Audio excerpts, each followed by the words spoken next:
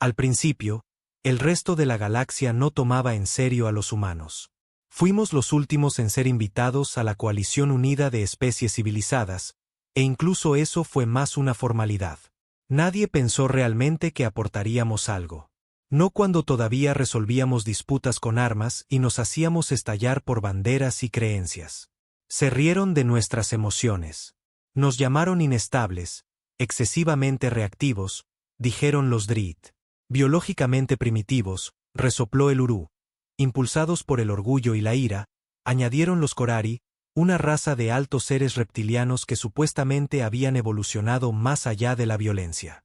Pero si hay algo que ninguna especie entendía de verdad, era que cuando un humano se molesta, y me refiero a que se molesta de verdad, algo profundo y peligroso despierta en su interior. Recuerdo el momento en que todo cambió. Fue en Verad Prime. Durante unas conversaciones de paz entre 6 especies, una disputa comercial menor había escalado hasta convertirse en un bloqueo a gran escala. Y como de costumbre, llamaron a un diplomático humano como presencia neutral. Ahí es donde entró el teniente comandante Mason. Ahora bien, Mason no era el típico embajador de traje y corbata. Era ex fuerzas especiales, nacido en la Tierra, criado en una dura colonia minera en Marte. No sonreía mucho. No hablaba a menos que fuera necesario. Pero cuando lo hacía, la gente escuchaba. Durante las primeras horas, las cosas fueron civilizadas. Volaron las acusaciones. Se señalaron con el dedo. Los traductores chasqueaban. Pero Mason mantuvo la calma. Sorbió su café sintético, tomó notas, esperó su turno. Entonces el Drit empezó a culpar a la Tierra de desestabilizar el comercio en los sectores exteriores. Algo sobre la interferencia humana a través de una agresión no regulada. Y Mason simplemente parpadeó. ¿Has visto alguna vez a alguien respirar por la nariz un poco más despacio, con los hombros ligeramente tensos? Ahí supe que estaba llegando. Al límite. Levantó la mano. Con todo el debido respeto, dijo lentamente. La Tierra no ha tocado su territorio en 4 ciclos. El delegado Drit chasqueó sus mandíbulas y se burló. Exactamente. Y aún así el caos os sigue. Vuestra especie propaga el contagio emocional como un virus. Eso fue todo. Mason se reclinó en su silla. Suspiró larga y profundamente. La sala quedó en silencio sepulcral. Su voz bajó a algo más frío, más silencioso. Saben, dijo, he sido paciente. He sido educado. Les he dejado insultar mi hogar, mi gente y mi trabajo. Pero ahora, dejó su taza suavemente, se levantó y miró alrededor de la mesa. Ahora sí que me estoy molestando. Nunca he visto un miedo como ese, ni siquiera en combate. El Drit se crispó.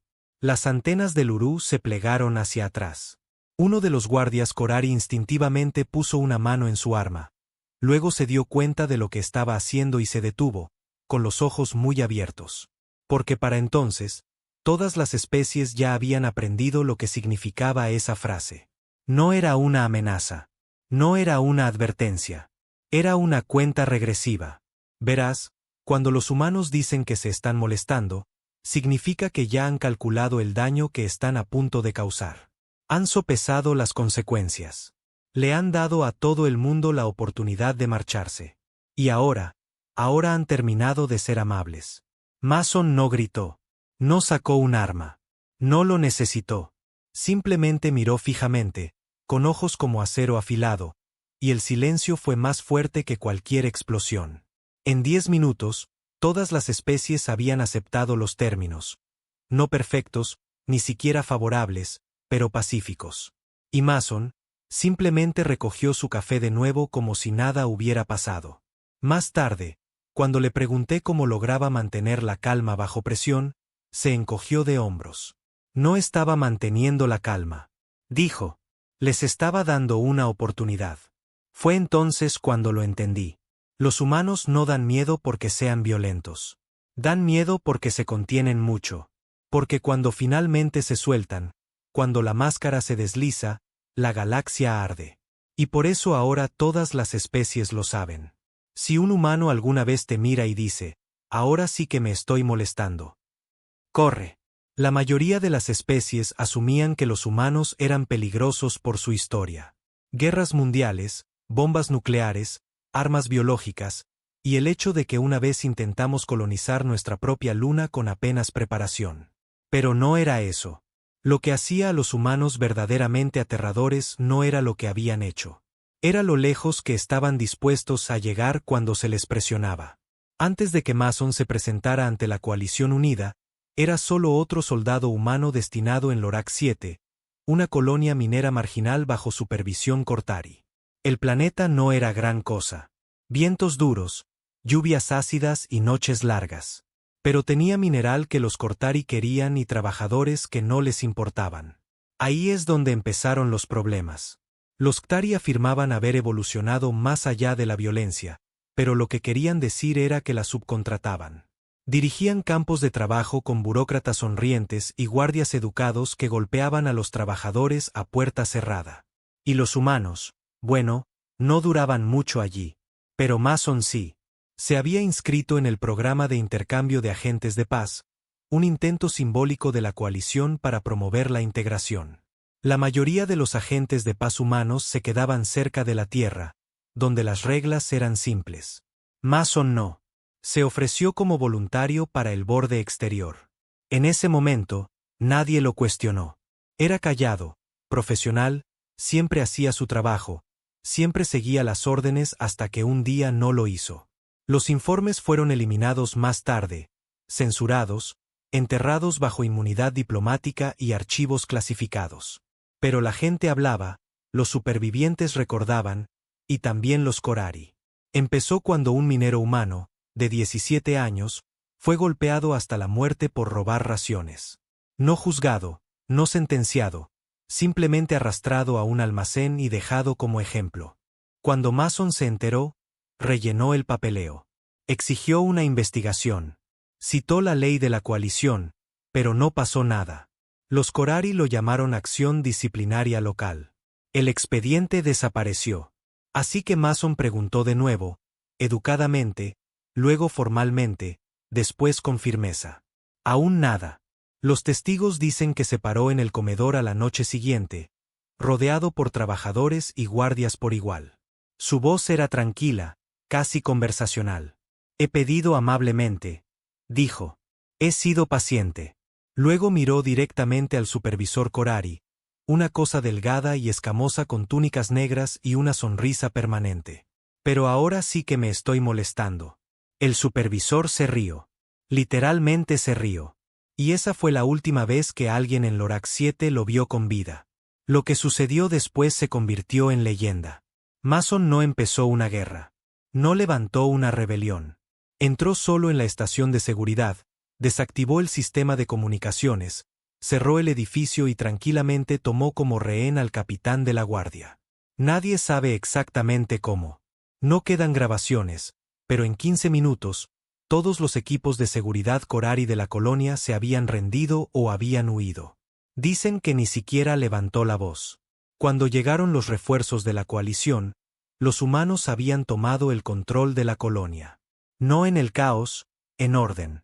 Mason había organizado líneas de suministro, establecido una cadena de mando y asegurado las instalaciones mineras. Ni un solo trabajador resultó herido, pero se confirmaron 8 oficiales Corari muertos. Docenas más nunca fueron encontrados. La coalición lo llamó un incidente contenido. Los medios lo etiquetaron como una respuesta a violaciones laborales. Pero los Corari lo llamaron de otra manera. El día de la llama humana. A partir de ese momento, algo cambió.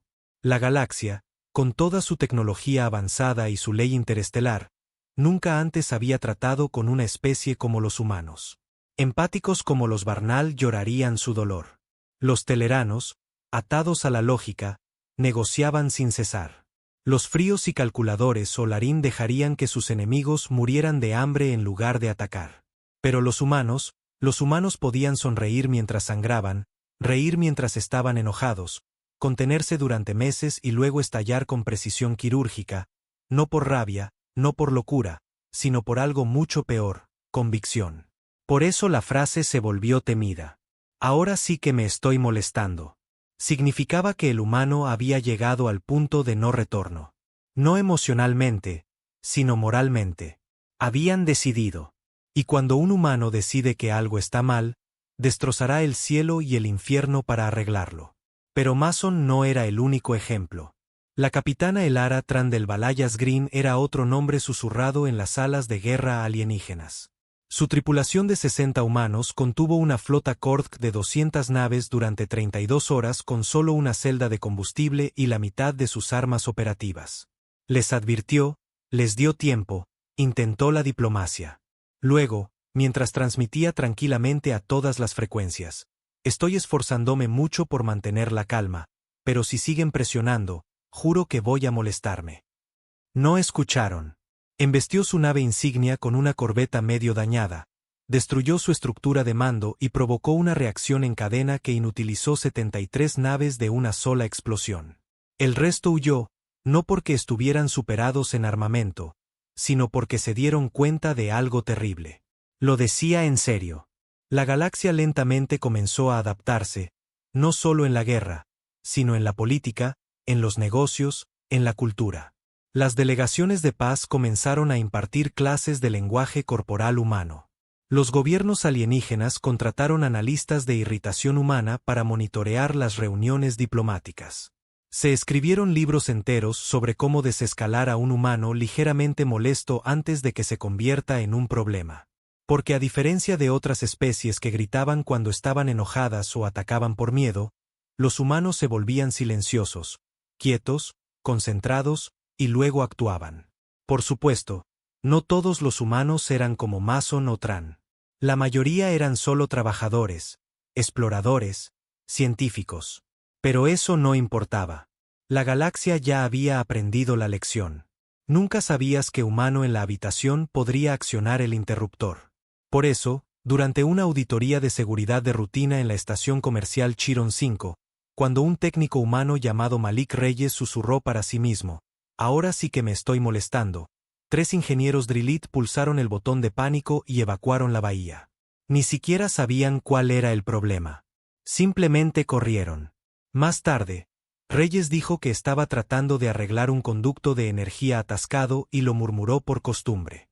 Pero la frase ya se había convertido en un detonante, una historia de fantasmas, una advertencia transmitida de generación en generación. Porque así es como luchaban los humanos.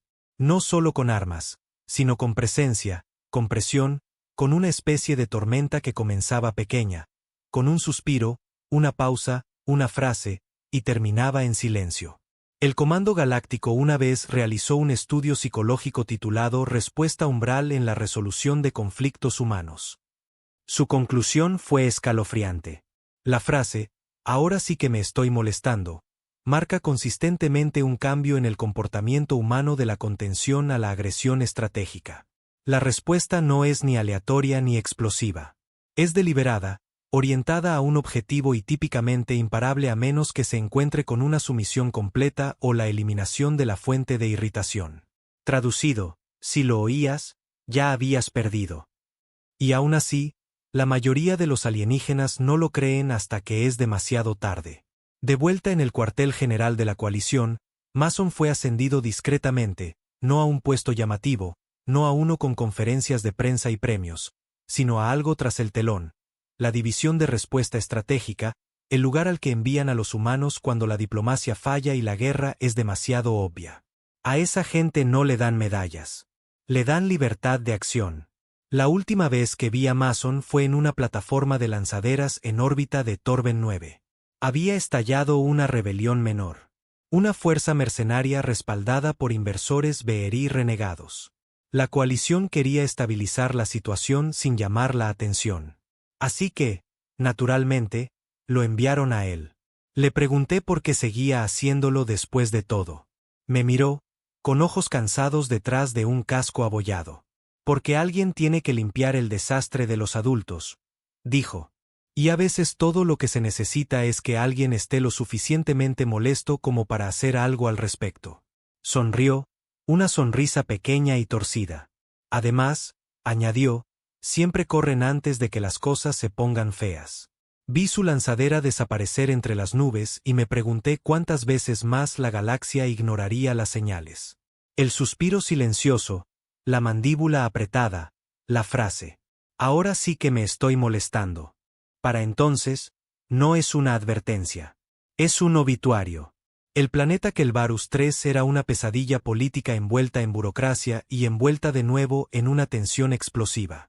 Oficialmente, era una zona de recursos compartidos entre los Drilith y los Korari. Extraoficialmente, era una bomba de relojería con siglos de mala sangre, y ambas partes habían estado esperando una excusa para empezar a disparar de nuevo. No se trataba solo de los minerales, aunque Calveris tenía silicatos raros esenciales para los núcleos de velocidad superlumínica. Se trataba de ego, historia, viejas cicatrices. Se habían librado 3 guerras distintas por él, todas terminando en alto el fuego que no satisfizo a nadie. Y ahora, después de que una plataforma minera Drilith perforara accidentalmente a través de la línea fronteriza, los Cortari habían rodeado la cresta con tanques de plasma y empezado a llamarlo una violación de la soberanía. La coalición envió 3 equipos de negociadores. Todos fracasaron. Fue entonces cuando lo enviaron a él. El comandante Mason llegó en un carguero civil. Sin escoltas, sin banderas, sin medios de comunicación, solo una bolsa de lona polvorienta y un rostro que nadie parecía olvidar jamás. Los Drilith lo recibieron con sospecha. Los Korari con una hostilidad apenas velada. Ambas partes pensaron lo mismo. Solo otro diplomático humano aquí para ganar tiempo. Pero Mason no ganaba tiempo. Lo tomaba. El centro de operaciones era una instalación neutral. Suelos de acero, aire reciclado, cámaras en cada rincón. Parecía pacífico, pero por debajo el planeta vibraba con tensión. Los escaneos satelitales mostraban que los Korari habían armado sus drones de artillería. Los Drilith habían ocultado 6 destructores justo fuera de la órbita. Nadie lo dijo en voz alta, pero todos lo sabían. La guerra estaba a una palabra de distancia. Mason no comenzó con discursos. No reunió a todos alrededor de una mesa de conferencias. Caminó por el perímetro de la instalación solo. Sin ayudantes, sin armas, solo observando. Algunos de los soldados Drilith murmuraron por lo bajo en su lengua chasqueante. Está perdiendo el tiempo. Parece cansado. Frágil. ¿Es este el mismo del Lorak? No reaccionó. Pero notaron algo extraño. Su ritmo. La forma en que no parpadeaba tanto. La forma en que su mandíbula se tensaba ligeramente cuando se reían. No estaba hablando. Estaba midiendo. Para el segundo día, ambas partes solicitaban sesiones de negociación formales. Mason declinó. En su lugar, solicitó una inspección de la plataforma Drilith y las armas perimetrales Korari. El delegado Drilith, un insectoide larguirucho llamado Bel-Suk, se burló. ¿Qué es exactamente lo que crees que encontrarás? ¿Humano? Estamos dentro de los protocolos del Tratado de Energía. Mason lo miró durante un largo rato. Solo miró. Luego dijo suavemente: te lo haré saber cuando termine de ser educado. Bel-Suk se estremeció. El general Korari, un bruto de piel gruesa llamado Lauren, intentó la intimidación en su lugar. Vienes aquí sin rango, sin armadura y sin respaldo. ¿Crees que tu nombre es suficiente para hacernos retroceder? Mason se paró a centímetros de él, con los ojos a su nivel, las manos detrás de la espalda. Creo, dijo lentamente, que esperas que no me moleste. El general parpadeó primero. Al final de ese día, los Drilith habían apagado silenciosamente sus perforadoras delanteras, y los Korari habían comenzado a reposicionar los tanques lejos de la plataforma. No se dieron órdenes, no se firmaron tratados, pero algo estaba cambiando. Esa noche, los observadores de la coalición registraron un informe extraño. El aire dentro de la instalación bajó casi 2 grados. Múltiples especies solicitaron acolchado térmico. Uno incluso preguntó si los sistemas de calefacción estaban fallando. No lo estaban. Era solo Mason. No había levantado la voz, no había hecho una amenaza. Pero la temperatura bajó de todos modos. Para el 5.º día, la coalición recibió un extraño mensaje del propio general Luran. Solicitamos una resolución inmediata antes de que el humano escale. La tensión es insoportable. Así es como siempre comenzaba. Verás, los humanos como Mason no atacan con armas. Atacan con presencia, con tiempo, con presión. La habitación se hace más pequeña. El aire se vuelve más denso. La gente empieza a dudar de cada palabra que dice, preguntándose si acaban de activar la cuenta regresiva. Y entonces sucede. Al sexto día, un guardia Drillit, un tipo joven y nervioso, tropezó con Mason en el pasillo. Un error inofensivo. Pero en lugar de disculparse, el Drillit siseó. Tal vez no eres tan aterrador como dicen las historias. Mason se detuvo, se volvió hacia él y sonrió. He sido muy paciente con tu especie, dijo en voz baja. Pero ahora sí que me estoy molestando. El guardia retrocedió tropezando. Sus mandíbulas chasqueaban incontrolablemente. Ni siquiera estaba seguro de por qué. Mason no avanzó, no levantó la voz, pero la frase golpeó como un trueno. En 2 horas, los Drillit retiraron su reclamación sobre la cresta en disputa. 4 horas más tarde, los Cortari retiraron sus armas pesadas de la superficie del planeta. Al día siguiente, se firmó un nuevo acuerdo. No perfecto, pero pacífico. Mason no asistió a la ceremonia. Ya estaba abordando un transporte hacia el siguiente incendio que esperaba ser apagado. Yo estaba en el puente de mando cuando los observadores de la coalición interrogaron a los oficiales Drillit y Corari. Uno de ellos, un joven analista del sistema Naleri, preguntó, ¿qué fue exactamente lo que les hizo cambiar de postura? Hemos tenido docenas de intentos fallidos antes de esto. Bel-Suk, todavía pálido en su exoesqueleto, no dudó. Dijo las palabras. El analista parpadeó. Las palabras, gruñó Luran. Ya sabes las palabras.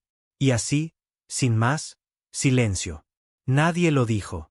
Pero todos lo oyeron. Porque cuando un humano como Mason dice esa frase, no es dramático. No es retórico. Es el comienzo de algo antiguo, algo primordial, un cambio psicológico, no solo en el humano, sino en todos los demás. Y aquí está la parte que la mayoría de las especies todavía no entienden. Los humanos no quieren estar enojados. Odian estar enojados. Es agotador. Es ineficiente. Cuesta relaciones, confianza y control. Así que, cuando dicen que se están molestando, no es una amenaza. Es una advertencia para sí mismos. Son ellos poniendo una tapa a la olla hirviendo una última vez. Y una vez que esa tapa se quita, no quieres estar cerca. De vuelta en su nave, Mason no celebró.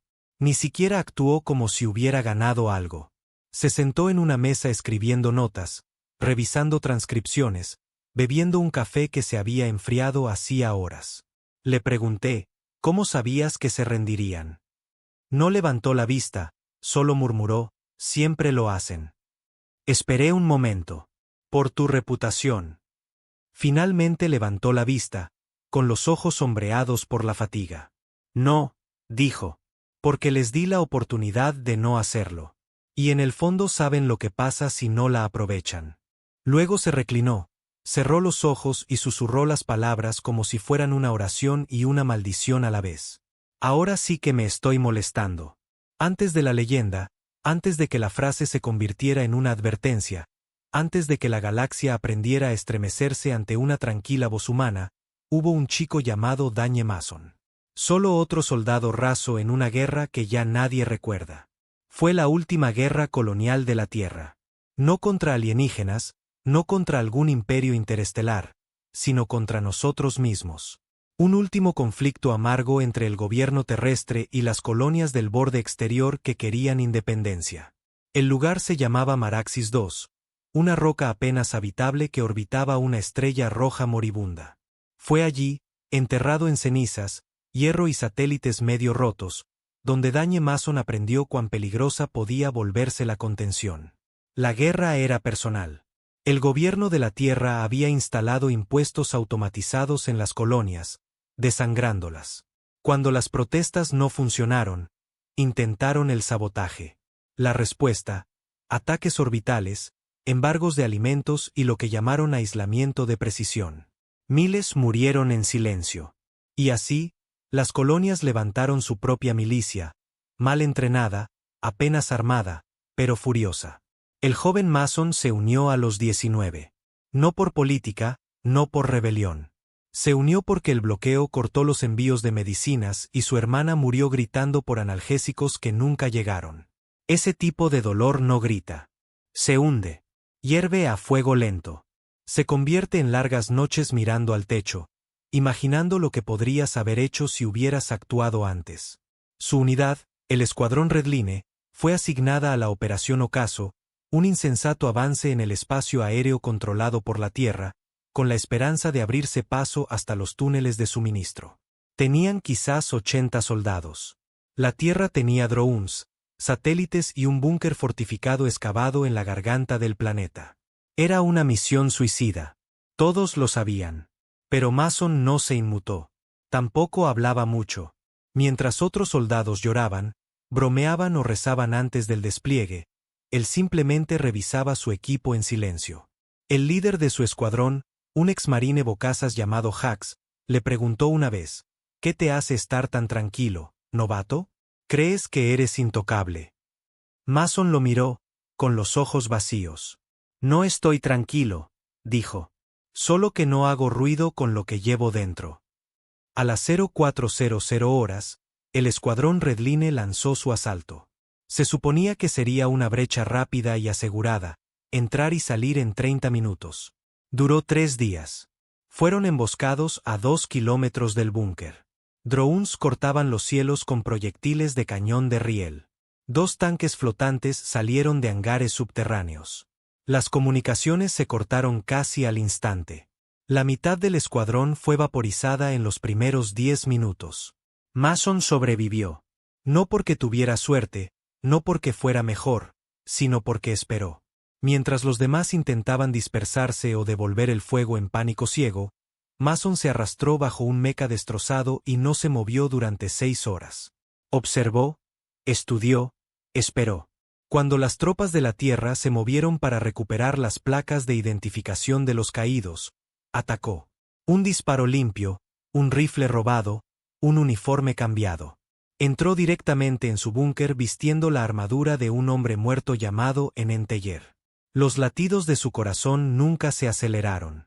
Durante las siguientes 18 horas, Mason navegó por la base enemiga, desactivando silenciosamente los nodos de seguridad, sobrecargando las líneas de fusibles y memorizando los horarios de las patrullas.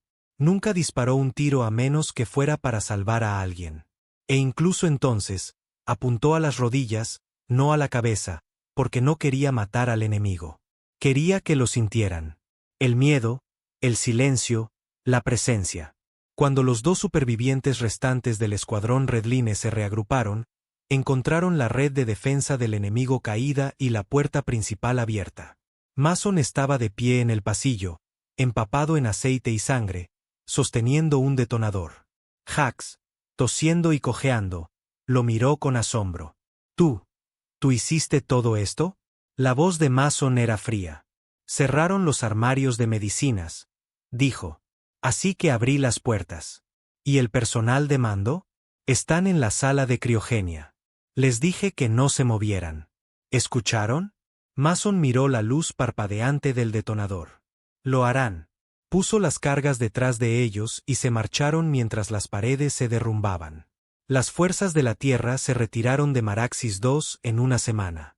No por una pérdida estratégica, no por presión militar, sino porque alguien había violado su línea inalcanzable con paciencia, cálculo y un nivel de concentración que no era humano según sus estándares.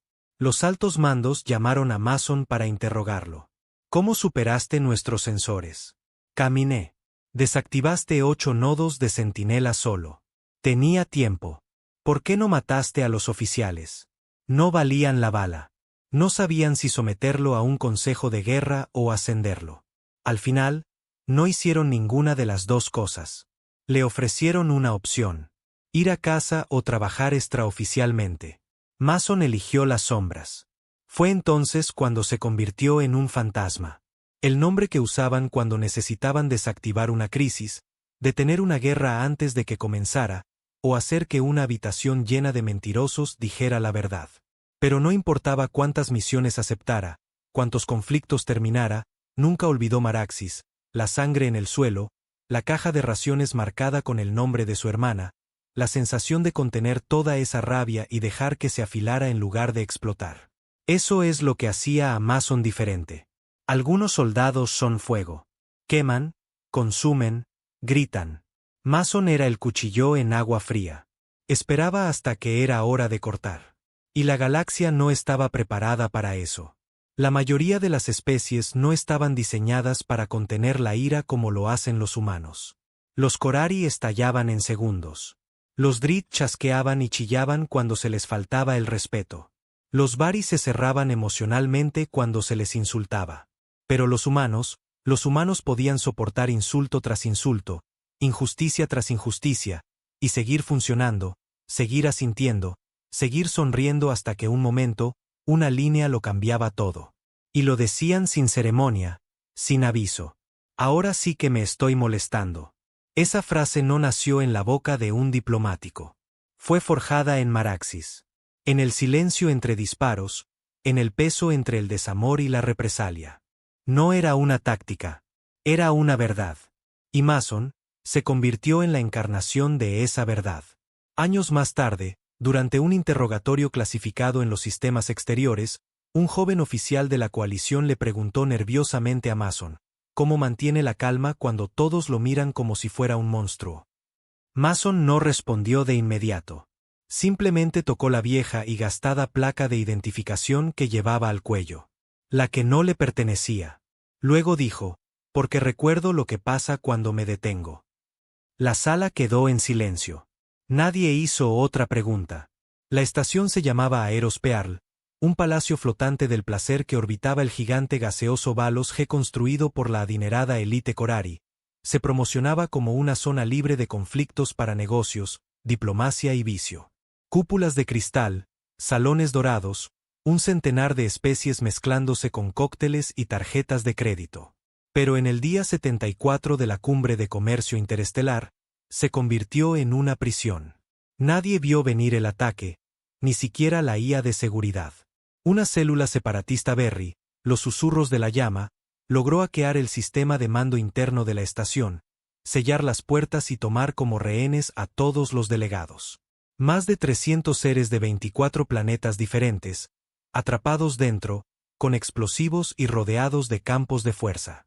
Las demandas eran una locura. Independencia total para las lunas Bari. Retirada incondicional de las naves de la coalición. Reversión de todos los embargos comerciales vigentes. Y si no se cumplían en 3 días, volarían toda la estación en gas y cristal.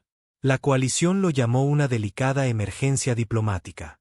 Enviaron equipos de negociación, sondas, drones, operativos psíquicos entrenados en desescalada. Los separatistas se negaron a hablar con nadie. Así que la coalición lo envió a él. Comandante Daniel Mason. Llegó en un carguero, desarmado, llevando solo una bolsa de lona y un simple abrigo negro sin insignias de rango. Cuando la seguridad del muelle exterior le pidió identificación, simplemente dijo, «Me están esperando». No se equivocaba. Dentro de la sala de control, la líder separatista, una alta y pálida Viari llamada Sirindal, se congeló al ver el nombre del humano aparecer en los registros de la estación. «Daniel Mason», dijo, con la voz quebrada. Otro miembro de su escuadrón pareció confundido. «¿Quién?» Ella tragó saliva, sus mandíbulas temblando. «El hombre que la coalición envía cuando quiere silencio». Para cuando Mason entró en la cubierta de observación, todas las pantallas lo estaban observando. Esperaban amenazas, órdenes, discursos heroicos. En cambio, Mason hizo algo mucho más aterrador. Se sentó en una pequeña silla junto a la ventana, frente al campo de fuerza, con un termo en la mano. No habló. No miró a las cámaras. Simplemente esperó. Durante 10 horas, luego 20. Sin comunicación, sin movimiento, solo quietud. Los separatistas se pusieron nerviosos. Sirindal envió mensajes de burla. No nos moverán con sus tácticas. Estamos preparados para morir. Sin respuesta. Uno de los rebeldes más jóvenes, con las manos temblorosas en su blaster, murmuró. Ni siquiera está haciendo nada. ¿Cuál es su plan? Sí que está haciendo algo. Espetó Sirin. Está esperando. Es lo que hace. Lo que pasa con los humanos, especialmente con Mason, es que conocen el valor del tiempo. Una vez esperó 3 días completos en una trinchera en una luna congelada a temperaturas bajo cero a que un asesino político se revelara. No parpadeó, no se quejó, solo esperó. Y ahora la misma presencia se asentó en la estación como una mecha de combustión lenta. El personal de seguridad que observaba desde fuera comenzó a reportar lecturas extrañas. Los ritmos cardíacos dentro de la cámara de rehenes aumentaban. Los niveles de cortisol se dispararon. La ingesta de oxígeno aumentó. No por parte de los rebeldes, sino de los rehenes. Porque reconocieron el nombre. Y comenzaron a susurrarlo como un mito hecho realidad. ¿Es él? ¿El hombre del enfrentamiento de Kelvari? No, el de Maraxis. Pensé que solo era una historia de fantasmas. El miedo no solo se extendió entre los secuestradores. Comenzó a hervir desde dentro de la multitud. Al comienzo del tercer día, el pánico se estaba apoderando. Los rehenes, una vez aterrorizados por sus captores, se habían quedado en silencio, con los ojos fijos en el hombre detrás del cristal, el que aún no se había movido, aún no había hablado. Siral, con los nervios crispados, activó el intercomunicador. «¿Crees que puedes asustarnos para que nos rindamos?», gritó. «¿Crees que sentarte ahí sin hacer nada nos quebrará?». Mason no respondió, ni siquiera parpadeó. Pero 30 segundos después, se levantó. Todos los monitores de la estación se acercaron a ese único movimiento. Los rebeldes se congelaron. Sirin apretó los dientes. No reaccionen. Solo está tratando de... Entonces Mason dio un paso adelante y golpeó el cristal una vez, 2 veces. Luego se inclinó y dijo solo 5 palabras. Ahora sí que me estoy molestando. Se podía sentir cómo bajaba la temperatura. No literalmente. El sistema climático todavía funcionaba, pero emocionalmente el aire se convirtió en hielo. Un embajador Drilith se desmayó en el acto. 2 de los rebeldes comenzaron a discutir sobre si debían detonar la cámara antes de que Mason entrara. Sirin entró en pánico. «Comuníquenme con el mando de la coalición ahora». Los rebeldes observaron con incredulidad cómo arrojaba a un lado su ideología como un abrigo demasiado pesado para llevar. «Estamos listos para negociar», dijo, con la voz temblorosa. «Liberación total de los rehenes, retirada parcial. Nos desarmaremos. Lo haremos, solo díganle que deje de mirarnos». El mando de la coalición respondió, confundido. «¿Se refiere a Mason?» «Sí», gritó ella. «Díganle que hemos terminado». En la cubierta, Mason observó cómo se desactivaba el campo de fuerza. No sonrió, no se regodeó. Entró como un hombre que vuelve a casa del trabajo. Un rehén, un joven marciano, contó más tarde a los entrevistadores. Ya no tenía miedo de los terroristas. Tenía miedo de que hubieran hecho algo para hacerlo enojar. Mason aseguró a los rebeldes. Sin disparos, sin resistencia. Dejaron caer sus armas en el segundo en que él cruzó la puerta. Y aquí está la parte más extraña. Mientras salía, liderando a más de 300 rehenes rescatados, se detuvo junto a Sirindal, ahora esposada y en silencio, con la cabeza gacha. La miró, no con ira, sino con lástima. «Nunca tuviste la intención de morir», dijo. «Solo querías que te escucharan». Ella no respondió. «Te estaba dando la oportunidad de cambiar de opinión», añadió Mason. «Pero la próxima vez que aparezca alguien como yo», se inclinó más cerca, «no esperes a que diga que está molesto». Luego se marchó.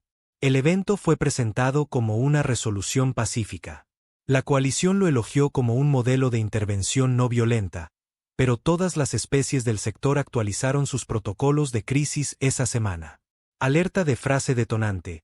Ahora sí que me estoy molestando. Nivel de amenaza código rojo si es pronunciada por un humano en control de la situación.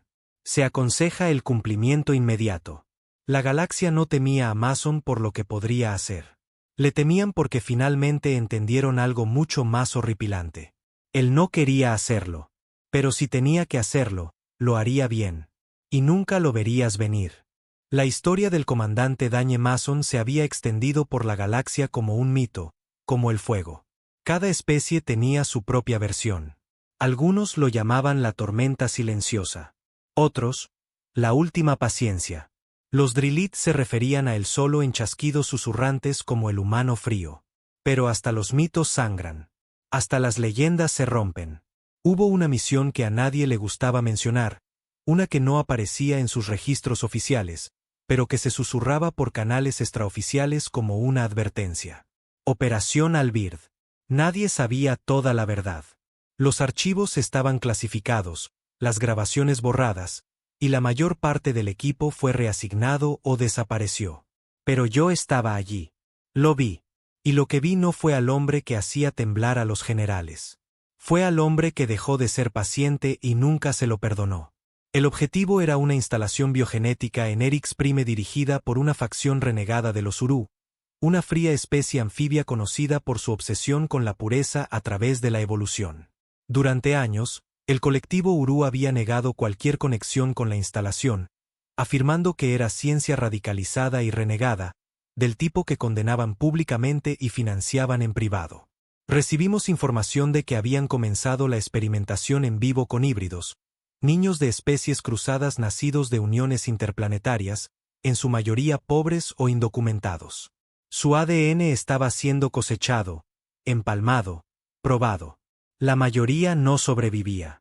Cuando el mando de la coalición interceptó la última señal de socorro, un grito de 10 segundos de la garganta de un niño seguido de estática, no enviaron una flota. Enviaron a Mason. Él no hizo preguntas, no solicitó un equipo, solo dijo, ¿dónde están? Yo era el técnico de comunicaciones asignado para retransmitir las imágenes de los drones y vigilar los rastreadores de signos vitales. No se suponía que estuviera cerca de la acción, solo detrás de la pantalla. Pero nada se quedó detrás de la pantalla ese día. Mason aterrizó a 12 clics de la instalación solo y caminó a través de niebla ácida y terreno accidentado durante 6 horas. Para cuando llegó al muro exterior, 2 drones de reconocimiento ya se habían silenciado. La mayoría de los soldados se habrían detenido, habrían pedido refuerzos. Mason no. Entró por la entrada principal como si fuera el pasillo de una escuela.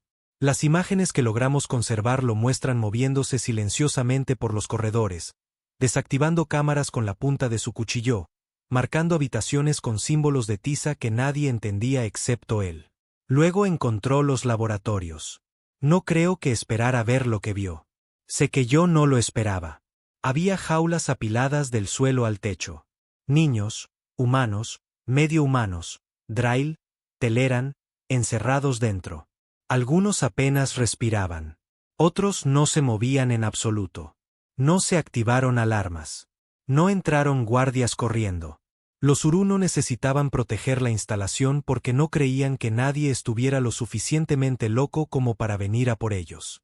Mason abrió las jaulas una por una. Habló con suavidad, ayudó a los niños supervivientes a salir, susurrando instrucciones, dándoles paquetes de energía de su propia mochila.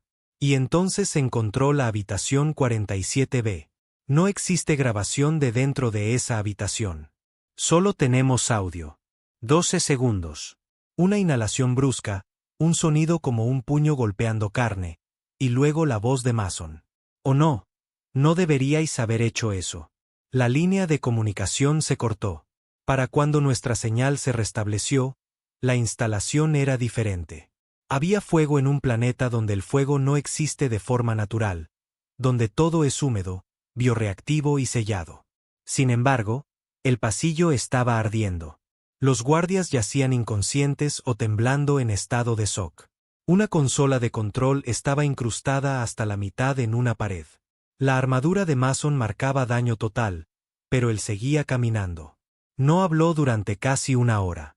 No hasta que llegó al centro de mando donde el científico jefe, un alto Uru llamado Salit Baugen, estaba detrás de un escudo reforzado.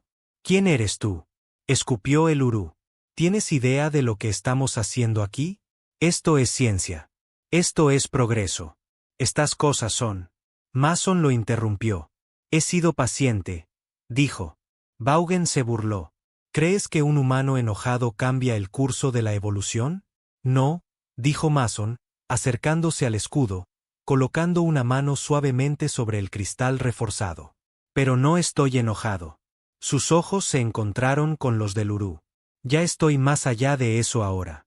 Luego dijo las palabras, las que todos temíamos. Ahora sí que me estoy molestando. Y con eso, sacó un dispositivo de su chaqueta, algo que nunca le dimos, algo no registrado. Pulsó una vez. Las luces de la instalación parpadearon y el escudo se agrietó. Se agrietó. No sabíamos cómo. Ninguna tecnología humana debería haber sido capaz de romper ese escudo, pero Mason había encontrado una manera. Lo último que vimos en el monitor antes de que se apagara fue a Vaughan gritando mientras el cristal explotaba hacia adentro. Cuando la fuerza de tarea de la coalición llegó 20 minutos después, la instalación estaba humeante, medio derrumbada y vacía. Mason estaba sentado afuera bajo la lluvia, con la armadura chamuscada, sosteniendo a 3 niños inconscientes envueltos en tela térmica. No habló. No se levantó cuando aterrizaron. Simplemente miró a lo lejos, susurrándose algo que no pudimos oír. Fue retirado del servicio de campo después de eso. Sin consejo de guerra, sin medallas, solo silencio. La coalición intentó presentarlo de otra manera. Misión de rescate heroica. Laboratorio clandestino destruido. Red de tráfico neutralizada. Pero aquellos que vieron los datos en bruto sabían la verdad.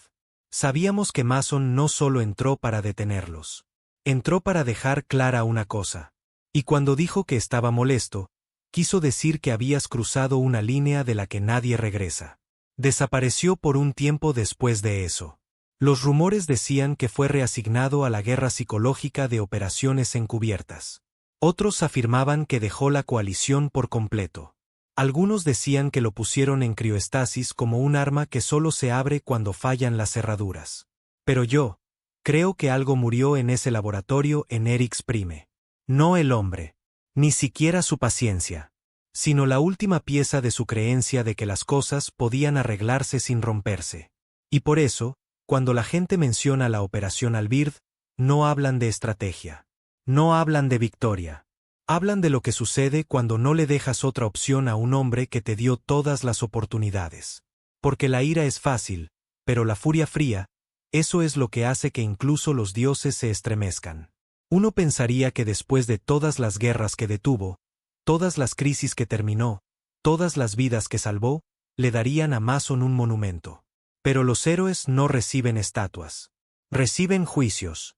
El Tribunal Galáctico de Guerra Ética se reunió en órbita sobre terreno neutral, una estación construida a medida en el cúmulo de Ornis, rodeada por 10.000 kilómetros de nada. Sin civiles, sin diplomáticos, solo el Consejo del Tribunal, los observadores militares y las cámaras transmitiendo a todas las especies con señal de satélite. Su cargo: uso ilegal de guerra psicológica, violación de los protocolos de dignidad de las especies, despliegue no autorizado de fuerza letal. Usaron muchas palabras para decir lo que realmente querían decir. Mason les daba miedo, y las cosas asustadas no permanecen en silencio por mucho tiempo. La sala del tribunal era una cámara hexagonal construida en niveles concéntricos. Jueces en la cima, testigos en el medio, el acusado de pie solo en el centro bajo el escrutinio de luces que nunca se atenuaban. Mason no llevaba uniforme, ni medallas, ni bandera, solo una camisa gris oscura, con las mangas arremangadas hasta el codo, y una expresión que no había cambiado en 20 años. Tranquila, ilegible, paciente. El juez principal, un Teleran de piel plateada llamado Yelsor, comenzó los procedimientos. Comandante Dañe Mason se presenta ante este tribunal para responder por sus repetidas violaciones de la conducta interespecies. ¿Entiende los cargos? Mason asintió una vez. El representante Drilith, Belsuk, el mismo delegado del incidente de Kelvaris, se inclinó hacia adelante con un toque de amargura. Debería ser detenido permanentemente. Su presencia desestabiliza la diplomacia.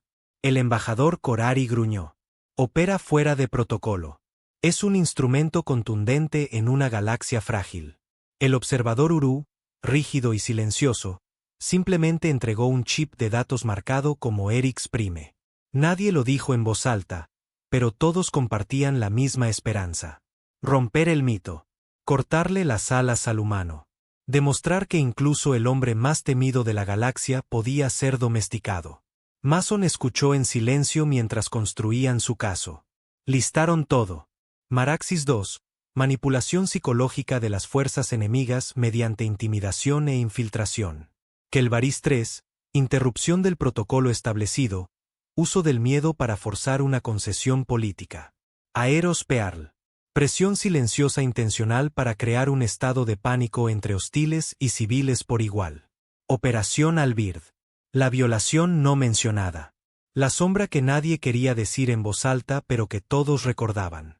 Trajeron testigos, expertos, incluso antiguos aliados. Un diplomático dijo, no resuelve problemas. Acorrala a la gente hasta que se quiebra. Otro analista intervino, lo hemos estudiado. Sus métodos son demasiado controlados, demasiado tranquilos.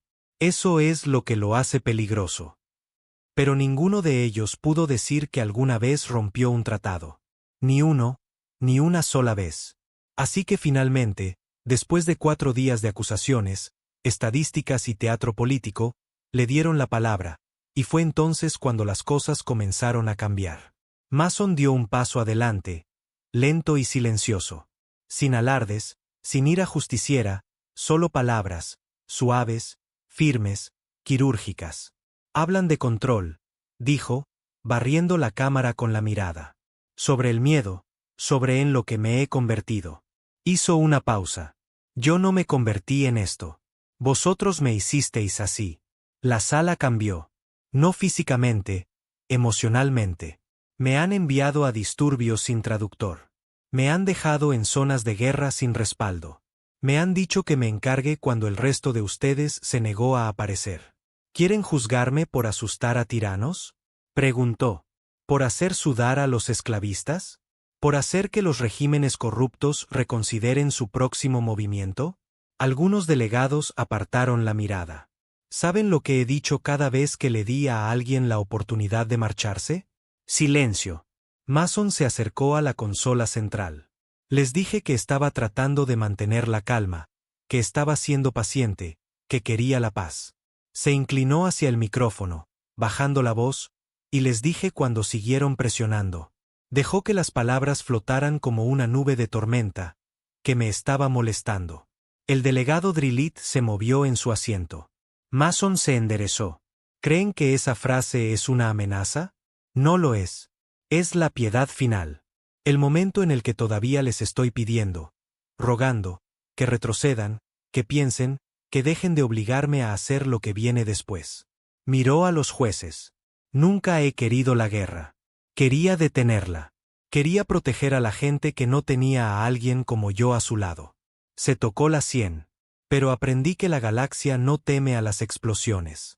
No teme a las armas. Teme a las decisiones.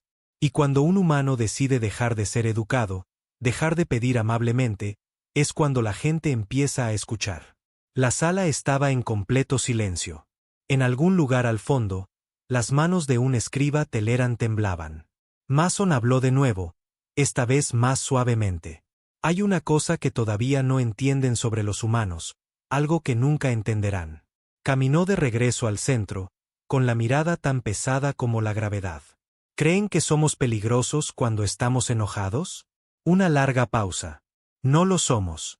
Los miró a todos directamente a los ojos. Somos peligrosos cuando hemos estado enojados, y finalmente hemos terminado de ocultarlo. Los jueces se retiraron para deliberar en privado. La transmisión se cortó en silencio. Los presentadores de noticias intentaron darle un giro, los expertos especularon, pero ninguno de ellos pudo quitarse la sensación de que Mason no se había defendido. Les había advertido. 3 horas más tarde, el tribunal se reunió de nuevo. La juez Yelsor se aclaró la garganta. Comandante Dañe Mason. Este consejo lo encuentra en violación de la conducta táctica, pero absuelto de intención criminal. La sala se movió, algunos aliviados, otros atónitos. Queda usted destituido del despliegue activo de la coalición indefinidamente. Esperaban que luchara contra ello. No lo hizo. Simplemente asintió. Sin sonrisa, sin palabras. Solo el sonido de una silla empujada suavemente contra el suelo. Mientras Mason salía, un joven oficial de seguridad lo siguió, luchando por mantener el ritmo. Señor, comandante. Perdón, señor Mason. Ahora, supongo.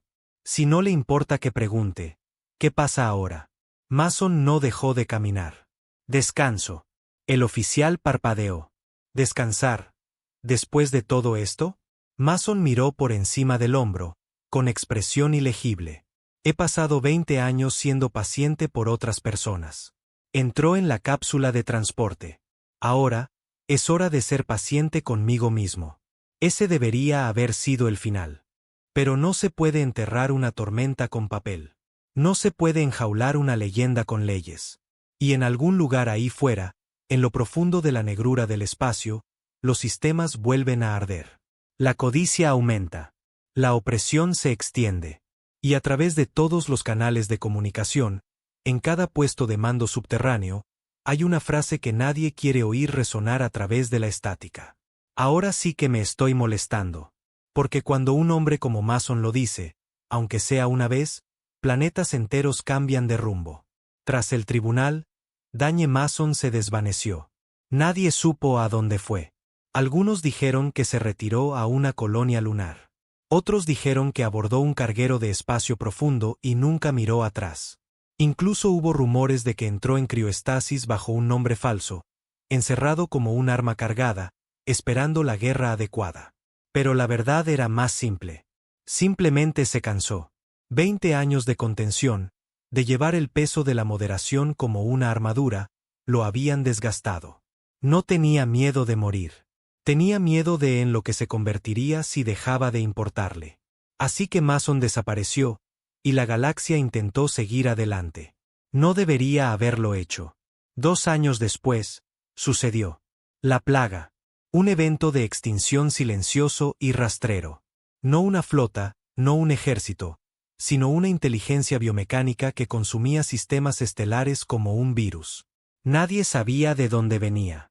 No estaba impulsada por la guerra o la política. No transmitía demandas ni advertencias. Simplemente devoraba. Primero el cúmulo de Tian, luego Xerox Delta, luego la mitad del espacio Cenari en 6 semanas. 50.000 millones de vidas desaparecidas. Especies que se habían odiado durante siglos de repente suplicaban una alianza. Las coaliciones se formaron de la noche a la mañana. Se quemaron banderas. Se abandonaron egos. Pero nada lo detuvo. Ni las armas cinéticas. Ni las ojivas de plasma. Ni las perturbaciones cuánticas. La plaga se adaptaba, aprendía, se desplegaba, y pronto surgió una verdad aterradora. Este enemigo no le tenía miedo a nadie. No hasta que alguien susurró un nombre. Comenzó en las conversaciones de fondo. Comunicaciones de bajo nivel, canales piratas, foros de sitios clandestinos. Un capitán Corari dijo, ya saben a quién necesitamos. Un refugiado Bari susurró, preferiría oírlo decirlo a morir así. Una reina de guerra Drit transmitió un mensaje en todas las frecuencias. Traiganos al humano que asusta a la oscuridad. La coalición debatió. Lo habían exiliado, despojado de su rango, denunciado sus métodos.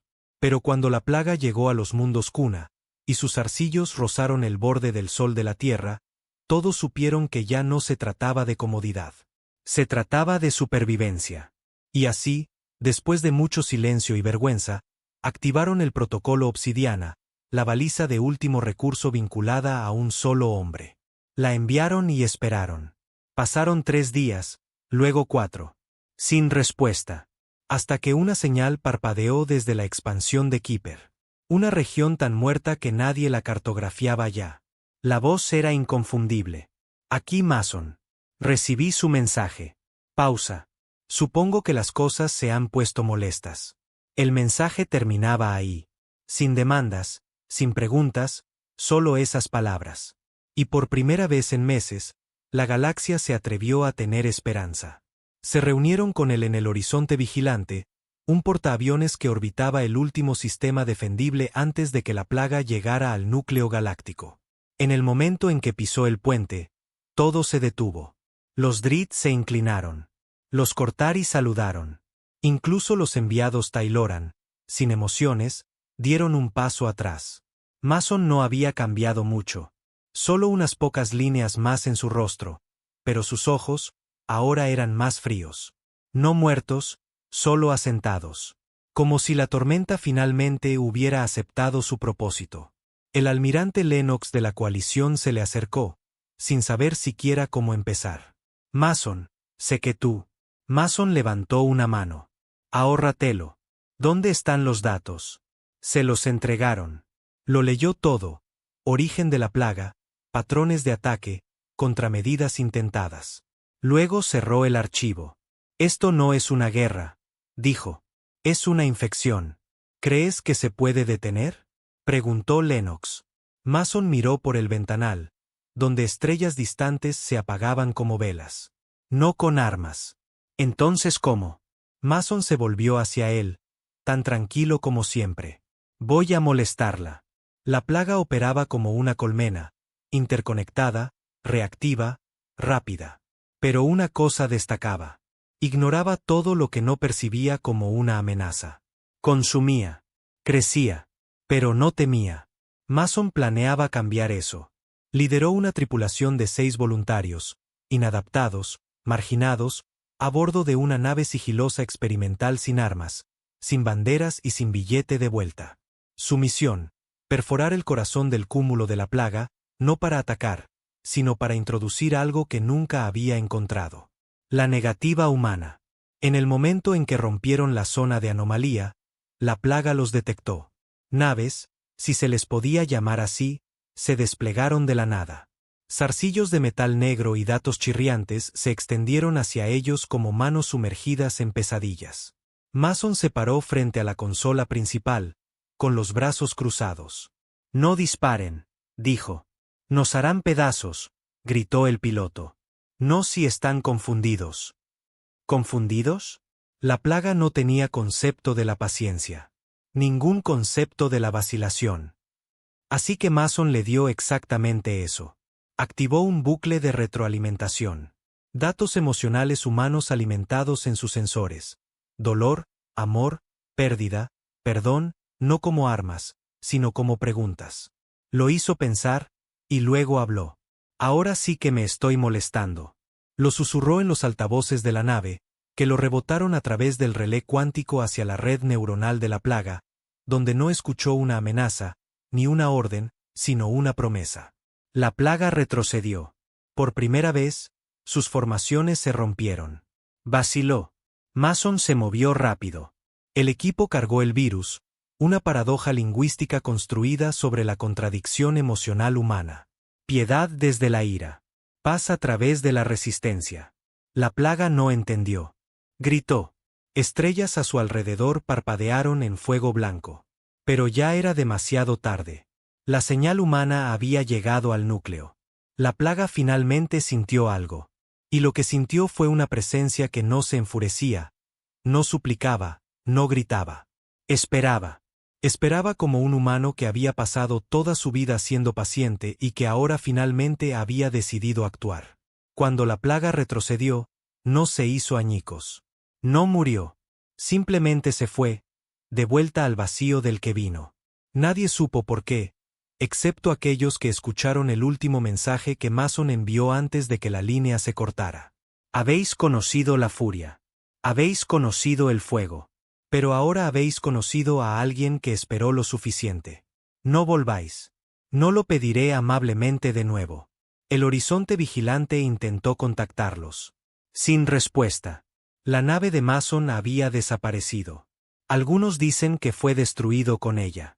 Otros creen que se adentró en la plaga para perseguirla, contenerla o convertirse en algo peor. Pero ningún sistema ha caído desde entonces. Las estrellas siguen ardiendo. Y en toda la galaxia, en aulas, en salas de guerra, en bares susurrantes, el nombre de Daniel Mason se ha convertido en más que una leyenda. Se ha convertido en un recordatorio de que los humanos no son temidos por su ira. Son temidos porque esperan.